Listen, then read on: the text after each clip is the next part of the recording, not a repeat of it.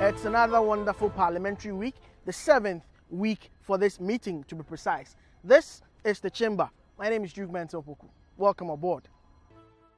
This week in Parliament has been quite short. The House had 3 sitting days instead of 4 sitting days because of the Independence Day holiday. But still, there were some major happenings on the floor of the House. For the major stories in Parliament, this is the recap. The Minister of Health, Mensah, upon the request of the House, came to brief MPs on the state of preparedness of the country to deal with the coronavirus.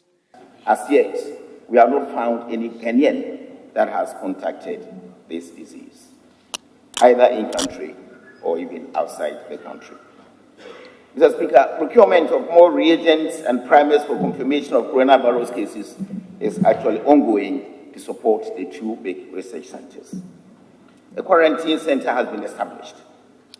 Another remotely located 100-bed capacity facility is being secured for the purpose of quarantine for eligible persons, and this will be ready for use in 2 weeks. We do not hope that we will get to that situation. About a month ago, he briefed the House on initial preparations against the outbreak. He also announced hotlines and shortcodes to reach in times of distress regarding the disease. Dedicated contact lines have been given to the general public to report suspected cases of COVID-19.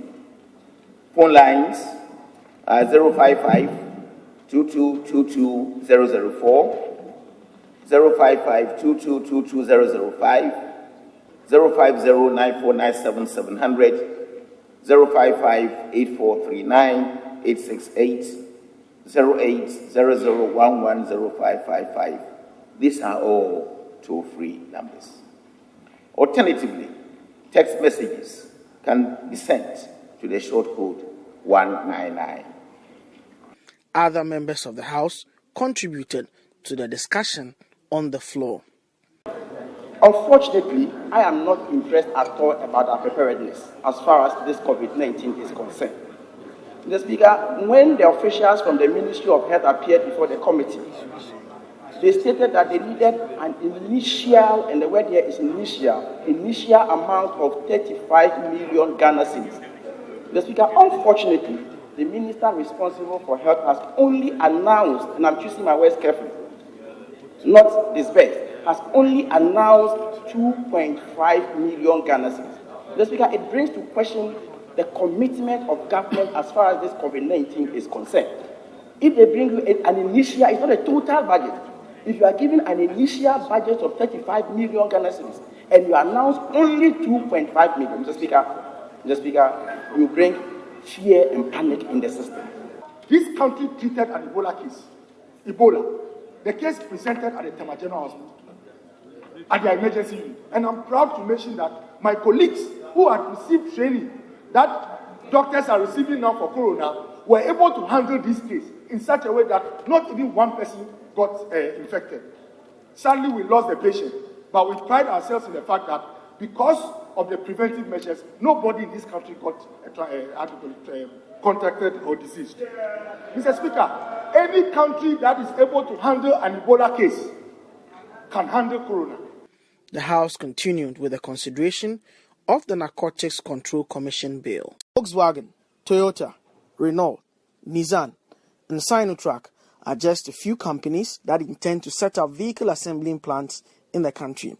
In a bid to encourage the entry of such firms into the Ghanaian market, government has instituted the Ghana Automotive Manufacturing Development Program. The amendment of the Customs Bill is in line with this government program. A Deputy Minister of Finance, Abner Seasari, told Parliament the rationale of the bill during the debate of the bill at the second reading stage. Mr. Speaker, the program prohibits the importation of salvaged motor vehicles and specific motor vehicles over 10 years of age into the country, and also increase the import duty on specific motor vehicles and provide import exemptions for the security agencies and officers of the security agencies. Mr. Speaker, the government has approved some incentives for automotive manufacturers and assemblers registered under the program and import exemptions for the agencies and officers of the security agencies, and the bill reflects this policy decision. Mr. Speaker, the policy is estimated to cost 802,251,785 Ghana cedis in customs duties and taxes for the first 3 years. This is expected to be partially offset by the additional revenue from customs duties on vehicles not covered by the program. Tamale Central MP Nusaf Seni took issue with the number of people the bill will cause to lose their jobs. This bill says that within a certain period of time, we will prohibit totally the importation of certain categories of vehicles, second-hand vehicles. That's what the bill says. Mr. Speaker, there is a large body of Ghanaians whose business is second-hand vehicle dealing. A large body, Mr. Speaker. And they were represented at the joint committee meeting. Mr. Speaker, they raised the point, and I agree. They raised the point, and I agree with them, that this bill, this amendment bill, that is seeking to prohibit the importation of certain class of second-hand vehicles, does not offer second-hand vehicle dealers any protection. There is no protection at all. Mr. Speaker, why should a bill be seeking to create employment, at the same time seeking to throw people out of business? But the concerns were taken head-on by Trade and Industry Minister Alan Chamatin. That he is referring to loss of jobs arising from the used vehicle dealership business. Now, I'd like to suggest to him that if this policy is to promote the assembly and manufacture of vehicles, has he considered the jobs that will be created arising from the fact that you are going to do assembly and manufacture of vehicles? No, that's not the first thing. Secondly, also, I would like to reinforce this point, that the issue of loss of jobs from the used vehicle dealership does not arise, because they will still deal with used vehicles that are brought into this country under the 10 years of age. And also, the new vehicles that will be assembled and manufactured also become potential candidates. Parliament is in the process of reviewing its standing orders. One critical aspect the new orders will touch on is the use of mobile phones by members of Parliament in the chamber of the House. The Majority Leader announced the intended ban in the House during Thursday's sitting. The reason why it's being proposed that in the next Parliament, in fact, once we accept and indeed adopt the reviewed standing orders, no member will be allowed to bring a cell phone into this chamber. We need to demonstrate seriousness in this House. We need to. When the President of the Republic is talking, members are fidgeting with their phones. When the Minister responsible for Finance comes here, members are fidgeting with their phones. When questions are asked, ministers are providing answers, members are fidgeting with their phones. It doesn't tell a good story about us. Let's be very honest with ourselves. During the action of questions, there was a dispute of facts regarding the utilization of the $1 million per constituency fund in the Adaklu constituency between the MP and the Minister for Special Development Initiatives. In the minister's answer, she mentioned a 10-seater water closet project at Adaklu, and she's also mentioned another water closet at page 10, also item number 10 at Adaklu Secondary School. Mr. Speaker, these two projects appear to be out of nowhere. The question I asked is this, Mr. Speaker. Mr. Speaker, the question I asked my colleague is this. If you take item number 11, 8 number mechanized boreholes across Adaklu, And then when you go to number 4, Minister, refer to your own answer so that you follow me. Honorable, you don't tell the minister what to do. Thank you very much, Mr. Speaker. Ask your question. Number 4, 5 number mechanized boreholes at Adakruseva, Dokpo, and others. So how do you reconcile the answers you give at point 4 and then the answers at point 11? Mr.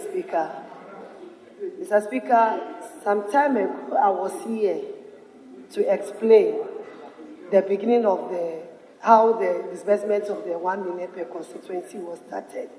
We all know that we had to do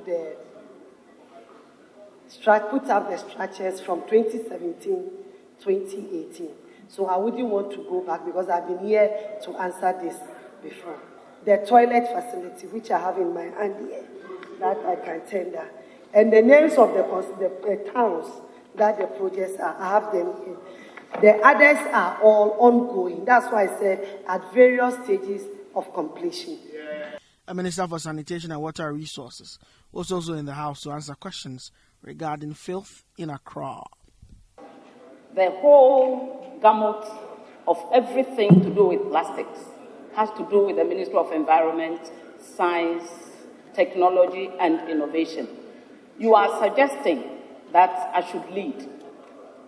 I can collaborate.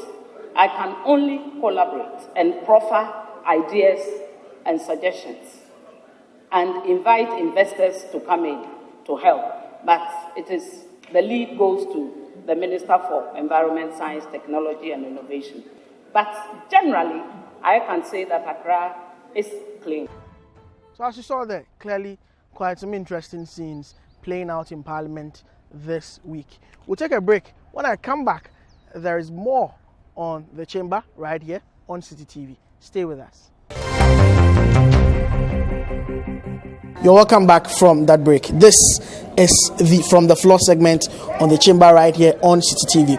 A lot of issues have quite transpired on the floor of the House this week. It's been one of the shortest sitting weeks for Parliament in recent times. A 3-day sitting week because of course, the Independence Day celebration, which will be marked. We'll be discussing that. But before that, we will delve into the Customs Amendment Bill, which is currently at the consideration stage before Parliament. Expected to do a couple of things regarding the automobile industry. It has also got to do with the customs and then importation of vehicles. Salvaged vehicles, what has popularly come to be known as accident vehicles, among others. I have 2 members of Parliament here, well vexed in these matters. They'll be sharing their views on the matter right here on from the floor segment. I have with me the Honourable Deputy Attorney General Member of Parliament for Timpani constituency, the Honourable Joseph Dindiok Bemka. Welcome. Thank you, Duke. Seated next to me is the Honourable Member of Parliament for the Tamale Central Constituency, Ranking Member, Constitutional, Legal and Parliamentary Affairs Committee, the Honourable Alhaji Yunus Afseni. Welcome. Thank you. All right, so let me begin with you, the Honourable Pemka. Let's set the issues in perspective. Why is government seeking to amend the customs bill? Well, it's very clear from the memorandum accompanying the bill, self-explanatory. And when you read it carefully, the intent is clearly enunciated. You see, as I have stated time and again, when you actually have a certain set of laws that have been actually passed by this August House, for that matter, after some time, a fluctuation of time and etc., events unfold, and so there's the need sometimes to fine-tune such laws as they match to modern trends and etc. Remember that legislation mostly is done to cure some mischief or fill some lacuna created as a result of long practice and etc. And so, based on certain events and government's intentions going forward in terms of employment opportunities, government's intention in terms of trying to make vehicles affordable to many more Ghanaians and etc., there became the need for government to actually bring this bill before this August House to be legislated so that we can have certain very basic things that we aspire for ourselves fulfilled in a manner that will satisfy the majority of Ghanaians. And remember that it may not be possible that everybody may like what is being done.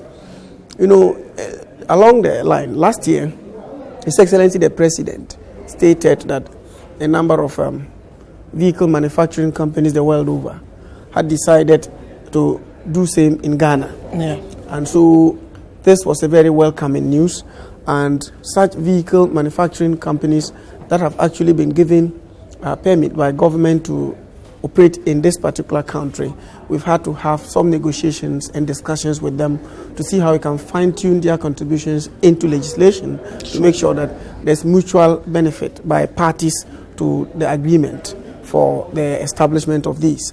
And one of the issues was to look at, to amend the Customs Act, to look at, importation of vehicles, and also to look at protective clauses, for the companies that have actually come in. And remember that nobody will invest in an atmosphere where you are not sure of what is going to happen tomorrow.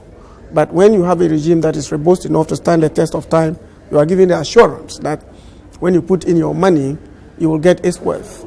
And then also the motive of any investor is to make profit. And if there are hindrances to making profit and etc., legitimate profit and etc., you then have to find a legal way of redressing same. Yeah. So basically, if you look at it, if you look at the importation of vehicles, for example, you know that until now, we don't have a strict legal regime to regulate that. And so passed into law, we will no longer allow vehicles that are older than 10 years to be brought into this country. Yeah. And it will ensure that we don't have rickety vehicles that are imported into this country, which are 10 years and more, danger to our health and etc. That will be one. And two, it will also let these new companies manufacture vehicles that will suit the interests of the local market, new ones for the poor. That's affordable vehicles. So it's a gamut of issues to make sure that the old vehicles or vehicles older than 10 years are stopped from being imported into the country, and the new ones that are manufactured, we have categories that will also suit the interests of local market, and for that matter, affordable to many more Ghanaians. So fundamentally, this is the rationale behind this amendment that has been proposed and brought to Parliament to be debated and passed into law. And I'm very certain, beyond a shred of doubt, that they will achieve a bipartisan consensus on the matter. That doesn't look likely, because during the second reading stage, the Honourable Minister have seen you raise some points. You actually went to the extent of saying that the bill should be withdrawn. You still hold that view, I suppose? Yeah, thank you so very much. Yes, government is pursuing a policy of automobile manufacturing industry in this country. That policy is intended to attract automobile companies outside the country into the country. Already, a couple of them have decided to set up. Have already Nissan, Renault, Toyota indicated their intention to set up businesses in Ghana. Now, to be able to do that, government thinks that they should offer them some incentives. Sure. And those incentives include reducing the customs duties on manufactured vehicles and imported vehicles as well. Now, so to do that, you need to amend the Customs Act. Yeah. And so this bill is being brought in to amend the Customs Act. So in principle, there's nothing against governments about desire to bring in companies to manufacture vehicles in Ghana. In principle, there's nothing against it. But there are issues that, as I canvass on the floor of the House, needs to be addressed. In the first place, you have no legal regime, and the Deputy Attorney General has said it already. There's no legal regime in place for such activity. Okay.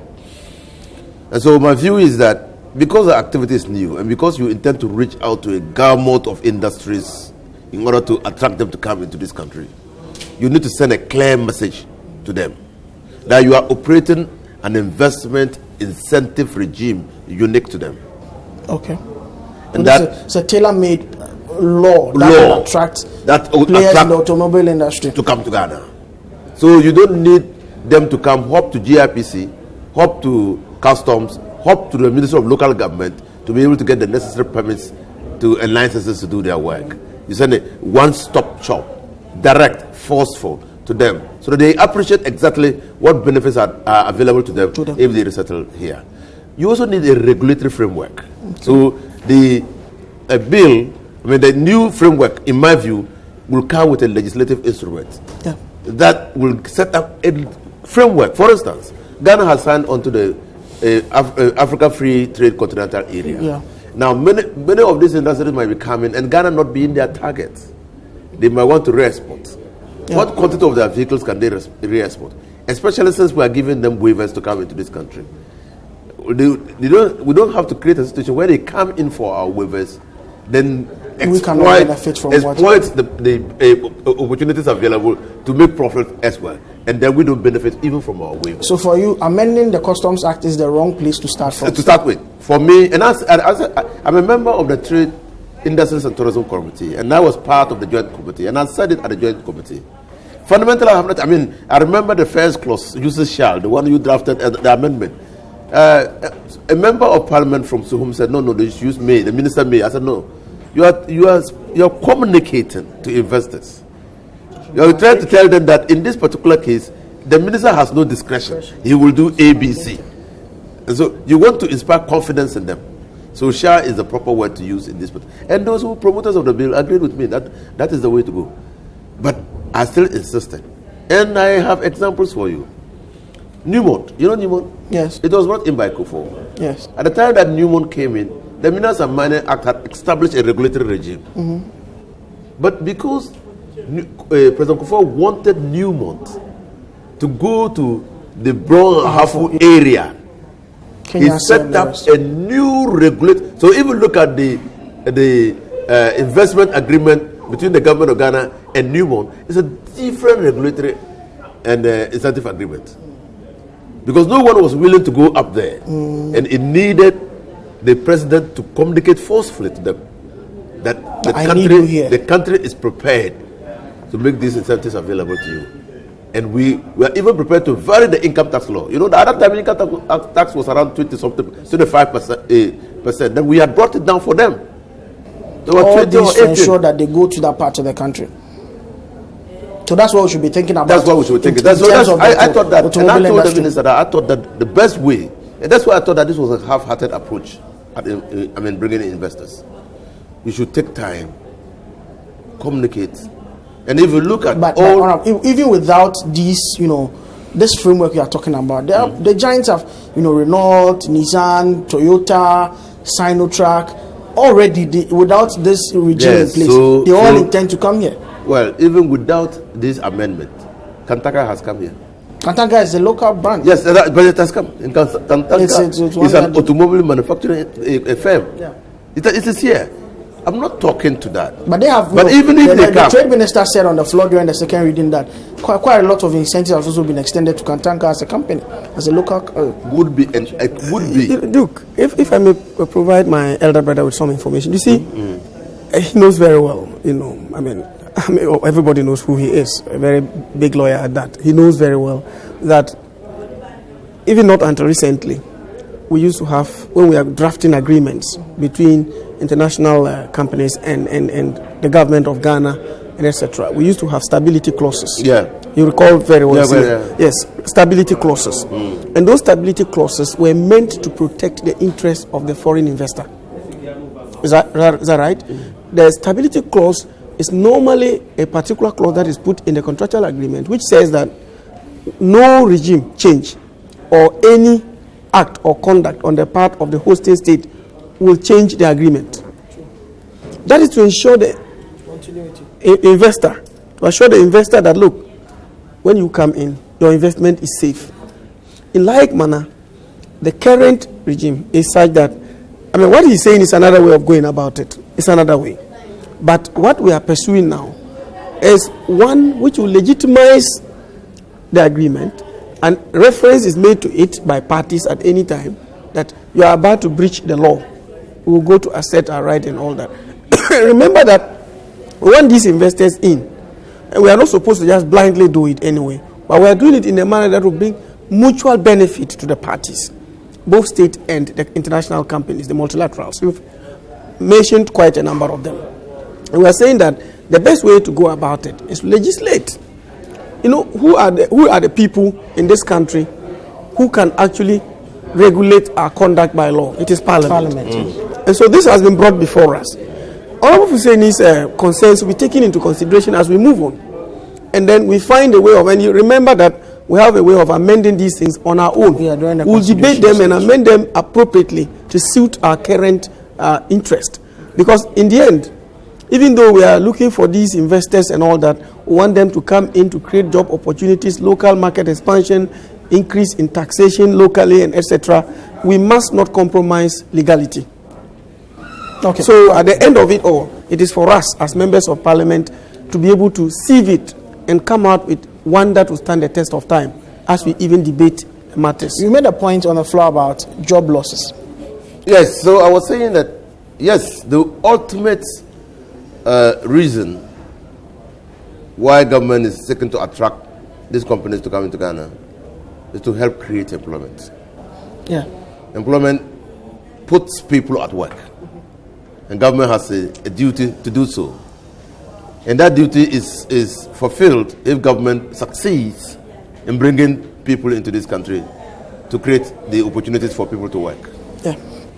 Now, but because this is a new industry, it's also going to be quite disruptive. Yeah. Okay? Because there's already a legal regime or a regime that allows people to bring in old vehicles. Because the regime allows people to bring in old vehicles, it has created a value chain. It has created the straighters, it has created the mechanics, it has created the bodyworks mechanics, and all those people. Mind you, if the new vehicles come, those people will be technically out of job. So it's not just about the dealerships. No. They're old vehicles. The spare parts dealers. They service these people who bring in old vehicles. Salvaged vehicles. Good. No, but Duke, Senior may be missing the point. It is not a complete ban on used vehicles. 10 years. Yes. 10 years is so it means that if the vehicle is 9 years and you bring it, it can have faults. If it is 8 years, you can have 7 years and all that. But so those people will still be in business. But what I'm saying is that what I'm seeking to say, after the salvage vehicles, I know when we come to discuss it in detail, it will be one of the hottest issues. Yeah. Because you have a situation where the fender of a car has a fault. Yeah. It hit something and the fender alone just mangled. Will you classify that as dangerous importing it? So we may have to find a way of couching the law in a manner as to look at the percentage of damage caused the vehicle. Okay, so you otherwise you are going to have a situation where it's a complete ban.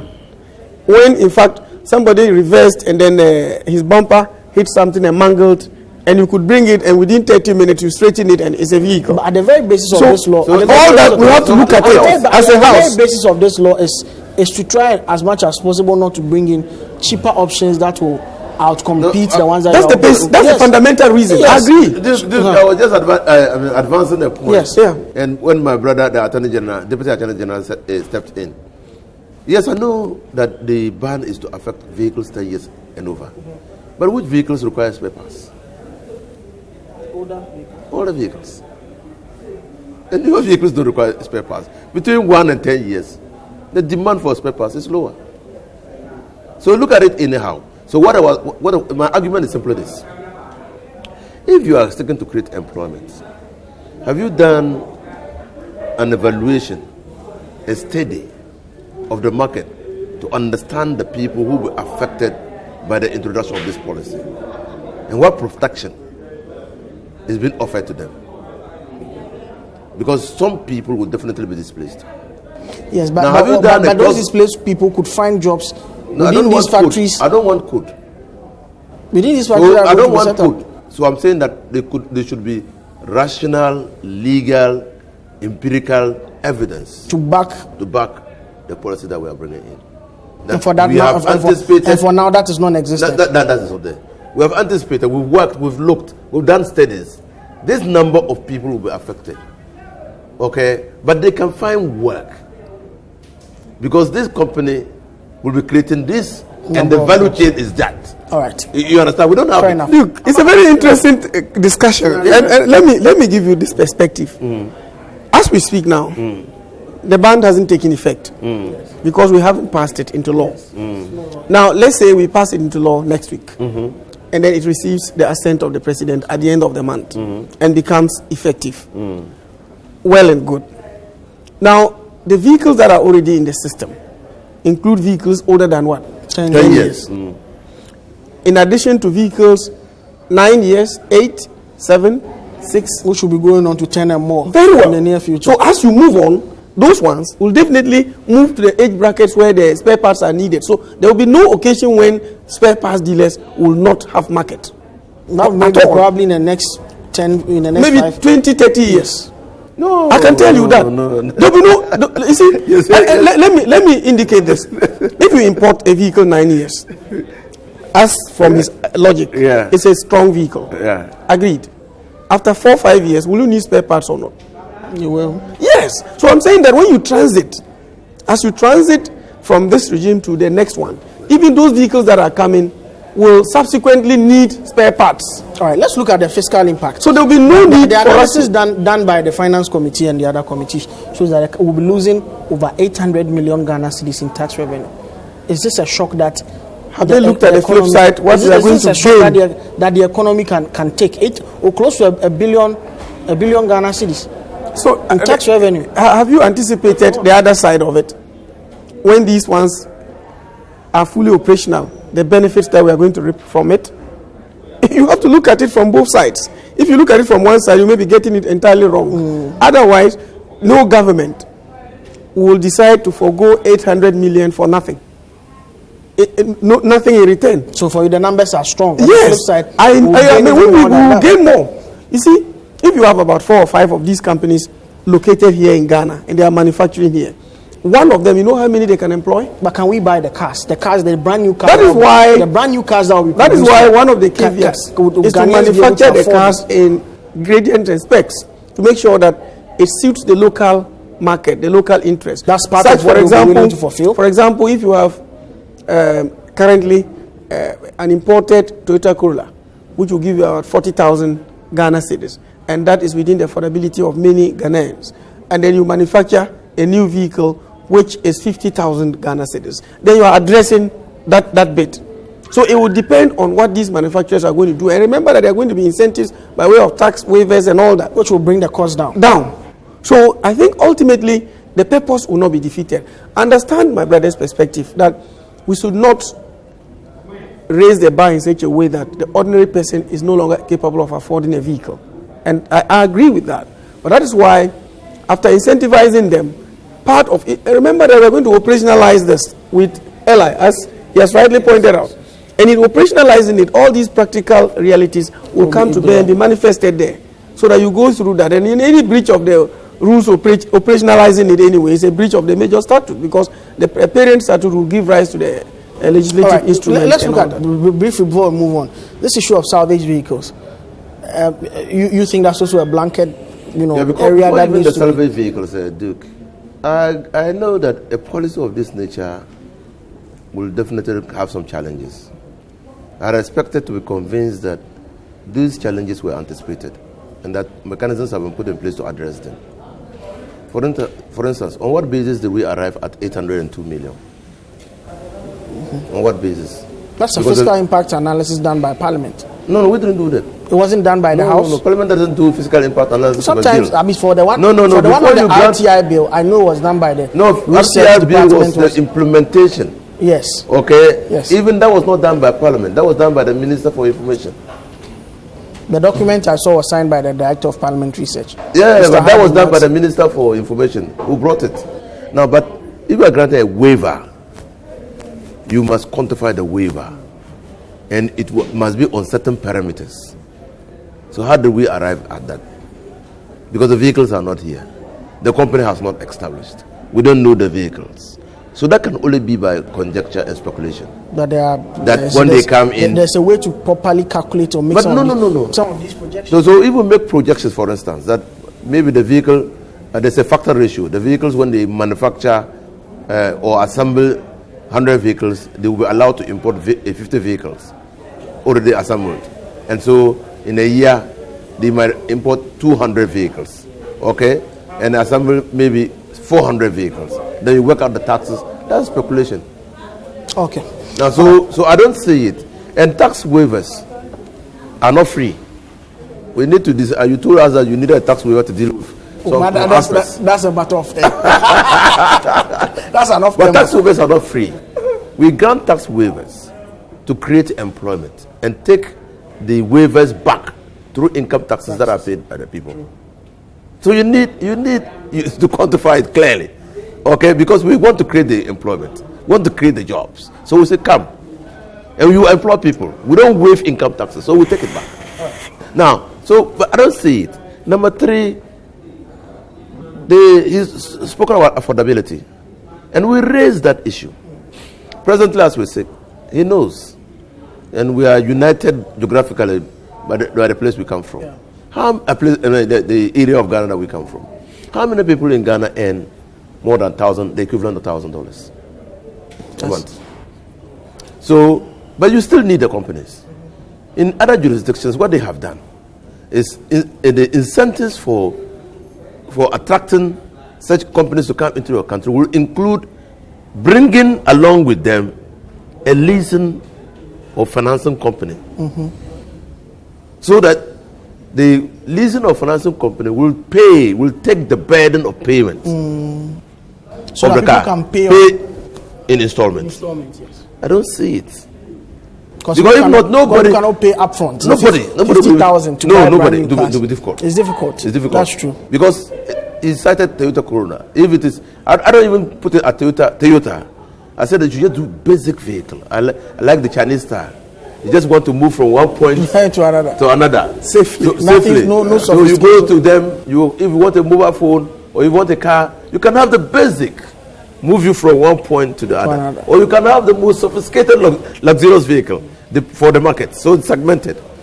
Now, assuming that we do the basics, if you do the cost build-up, you might produce a car at between $13,000 to $20,000. No Ghanaian will be able to buy, or many Ghanaians will be able to buy. So what is the focus? Is the focus to get these companies, and these are high brand companies. Is the focus to get them into the country, get them to produce cars, and like we import cars, we no longer import, we buy directly from them. Have they seen that the public sector has the potential to absorb these vehicles that they are going to manufacture? And so that's what we should also turn our attention to that. All right. And lastly, salvage. And I agree, salvage is not only damage though. When you insure your vehicle and your vehicle is lost, it's stolen, even in Ghana, it's stolen. And after a number of days, the insurance company or the police cannot recover the vehicle, you are entitled to claim against your insurance. When after the claim, your insurance retrieve the vehicle, that vehicle is salvaged. Salvaged too. Even without being involved in any... No, that vehicle is salvaged. It's a salvage vehicle. Interesting. So these are the salvage... But you recall that in my preliminary submission, I indicated that we have to, as a house, couch it in a manner that will suit our own interest. But you see, he made some very, very interesting submissions about geography and all that, where we come from, and etc. I largely agree with him. But one other area I want us to look at is this. The current state. We should be looking at a comparison between this and what we are moving to, and to find out what are the advantages of the new regime over the old one. That's what the focus will be on. Otherwise, we'll miss the point. In the end, I think that he also mentioned financing arrangements. It's true. If the basic price for the cheapest vehicle, brand new, is 50,000 Ghana cedis, that's less than $10,000. Yeah. Less than $10,000. Can afford that. But if you take somebody who earns 1,500 Ghana cedis, his entire salary for the year is a little over 18,000 Ghana cedis for the whole year. Yeah. That where he will feed from, accommodation, transport, clothing, and then he will save from that for building projects and others. So such a person may take, if you don't take care, 15 years to be able to afford that. Yeah. So the financial arrangement is also very important. But what I want us to look at is, you are not going to have a situation where at the same time you bring the financial arrangement and all that, the companies that will come at this particular moment. You see, when we do one thing then we move to the other. It is for us, after passing this, then we then say that, look, even we can put it there. I mean, as Parliament, we have the power to do that. We are masters of our own rules. Yeah. We put it there that, look, we have done A, B, C, D. It's going to be passed to law. We have done that. When the president assents, it becomes law. But in it will be a provision that these people should ensure that within the first 2 years of their setup here, they put in place financing arrangement for the people who are earning low income to be able to afford their vehicles. We can put all that. Okay. So let's move on to the final issue. It's Independence Day weekend. Interesting. Do you think that the celebration or the marking of Independence Day I think that should be scrapped? 63 years should be enough for us to mark the celebration with a day without celebrating it. We shouldn't celebrate Independence. I think 63 years we are old enough to let go of celebrations. So on an Independence Day, what should we do? We mark it. The president can come to the house, talk to us, or do something. A televised address. An address or something. Just do something. That's it. No march pass. No fanfare, nothing. No. The cost. You see, this country, we've got a lot of challenges. Yes, 2 days ago, I saw them moving all the tanks, the few tanks, the bazookas, the military hardware to Kumasi. 2 days ago. They had rented long vehicles to do that. The cost involved. The cost of even getting people at one location to celebrate independence. Moving the president presidency from Accra to Kumasi. Last year from Accra to Tamale. Even if it's going to be celebrated in Accra here, the cost of assembling people. And this is done nationwide. I think that it's time for us to begin to prioritize. We have many, not save money, to use the money for other equally important activities which impact the lives of the people. That's my view. I just think that we are wasting too much money on fanfare while our people are languishing in poverty. And the fanfare brings nothing. The celebrations that we are having today is just to satisfy our ego as Ghanaians that we were independent on the 6th of March 1957. And nothing, it brings nothing. You hold a contrary, don't you? Contrary. I'm writing a book entitled Poor But Proud. Yes. You see, poor but proud is not talking about pride as in the negative sense. But you are poor, but even in that poverty, you live in dignity. We cannot say that because over time we are poverty stricken and there are many competing demands and etc. That wonderful day when we pronounced an end to colonialism should not be celebrated. We cannot. He knows very well that even until the Supreme Court made a pronouncement, we're going to have to celebrate with public funds 31st December and June 4th. And we were going to do that until the Supreme Court made a pronouncement. The Supreme Court made a pronouncement. People were in a hurry. Yeah. But because Parliament could have done that for us. But people were in a hurry to go. No, but he's saying even those days are to mark. Celebrate coup d'etat with public funds. Parliament was not, because the MPP was not part of Parliament, so there was no avenue to challenge the celebrations. So you are missing the point. He's talking about the fact that even coup d'etats have been celebrated. Yes, Duke. You see, one single and spectacular thing that our great-grandchildren will be proud to recount is independence. You really think so? Yes, our great-grandchildren will be proud to recount it. Independence? Yes. What, for what? You see, let me tell you. I remember his profound statement he made. Look, for me, the long and short of it is that if I am free and hungry, it is better than a satisfied stomach in captivity. All right, thank you, gentlemen. So that's how we wrap up this week's edition of the From the Floor segment on the Chamber. I had with me the Honorable Joseph Dindiok Pemka, MP for Timpani and Deputy Attorney General, and the Honorable Alhaji Yunus Afseni, Member of Parliament for Tamale Central and Ranking Member, Constitutional, Legal and Parliamentary Affairs Committee. We'll be back after this break.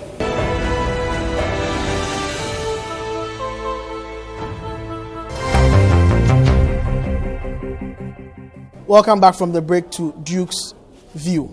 This is where I get to share my opinions on the issues that have transpired on the floor of Parliament. This week, I first of all want to comment Parliament. In fact, this is a matter that they have dealt with quite well. the spread of the coronavirus and the preparedness of the country to deal with it. This is the second time. And in fact, if you look at things critically, I must say the third time that Parliament is being briefed on this coronavirus and the country's preparedness to deal with it in case of any eventuality. So in terms of coming to the floor to brief members of Parliament, the Health Minister came to Parliament for the second time. But in terms of the workings of Parliament, because he has also briefed the committee separately, or the Ministry of Health, the Ghana Health Service has briefed the Health Committee separately on this matter. I think that's how Parliament should be exercising its oversight responsibility over the various sectors of the economy of the country, so that the sector ministers can do what they have to do. Of course, we understand that this coronavirus matter is a global health threat. It's a global public health issue. It's a matter that is dominating conversations all over the globe, all over the world. And because of that, as a country among the Committee of Nations, Ghana must also take its rightful place in terms of preparation.